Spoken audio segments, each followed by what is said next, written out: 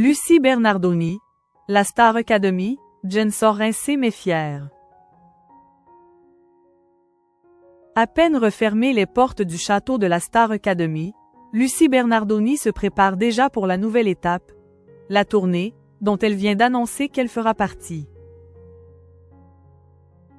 En attendant, celle qui fête ses 38 ans ce 4 février essaie de recharger les batteries et dresse en exclu pour Pure People le bilan de cette nouvelle saison, marquée par des candidats forts comme Marine, Ulysse ou Charles.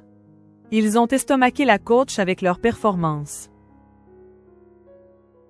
La accent aigu Star Academy, Cest Fini et Lucie Bernardoni, jointe au téléphone par Pure People reconnaît qu'après cette période intense, elle a bien besoin de souffler.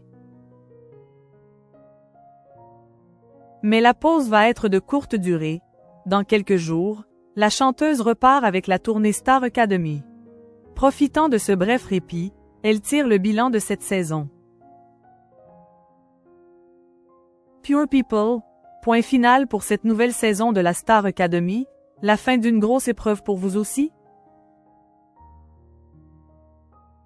Lucie Bernardoni, la Star AC, c'est énormément d'engagement personnel et de travail. Le poste de répétiteur ou répétitrice, ça veut tout dire et rien dire en fait. On est coach vocal avec Fanny Deleg, ce qui signifie concrètement qu'on prépare les primes, on fait des découpages, on choisit qui chante quand et comment, on travaille aussi avec Anthony Cotta, le directeur musical. Au final, c'est comme monter un spectacle par semaine, avec une vingtaine de titres et très peu de temps de répétition. Ce n'est pas une épreuve au sens négatif, mais un vrai challenge. Chaque samedi, quand on s'assoit et qu'on voit tout le travail accompli, on est très fiers. La suite après la publicité. Ça doit être exténuant. Comment tenir le rythme?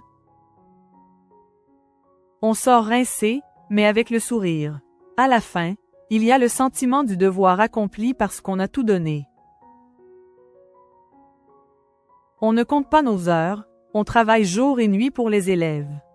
Et c'est une passion, même si ça demande une grande énergie. Ce qui est particulier, c'est qu'on n'est pas seulement coach vocal. On fait aussi un peu de psychologie. On voit les élèves tous les jours, on s'attache. On veut qu'ils progressent sur la technique, l'interprétation, la gestion du stress. C'est un métier ultra complet.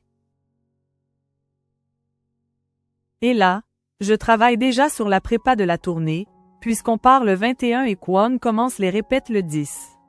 Quant à envisager de se reposer avec une ado à la maison, on oublie. Si vous deviez retenir 2 moments forts de cette saison, ce seraient lesquels? Il y a Ulysse, arrivé avec une technique un peu plus faible, qui a bossé comme un dingue. Il a tellement évolué qu'il s'est retrouvé à chanter de grands titres, comme Everything I Do. Ou encore la finale avec Marine, quand ils ont fait un duo. Je vois aussi Marine et Ebony, qui terminent sur du Whitney Houston ou du Mariah Carey. C'est un aboutissement incroyable, on est très fiers d'elle. 2 moments précis me viennent. SOS d'un terrien en détresse, de Balavoine chanté par Charles, et À ma place, avec Ulysse et Charles. Sur SOS, Charles a une voix très particulière et beaucoup de peur au début, puis il a intégré plein de techniques. Sur À ma place, il y avait une partie harmonisée, ils l'ont faite à la perfection, c'était magnifique. La suite après la publicité. Lucie Bernardoni, j'ai un lien quasi maternel avec les candidats. Monter un spectacle entier chaque semaine, c'est un gros défi? Oui, c'est fou. Les chansons arrivent le lundi, et le jeudi, les répétitions au château sont déjà finies. Le vendredi et le samedi, on est sur le plateau, On répète en conditions réelles et c'est déjà le prime.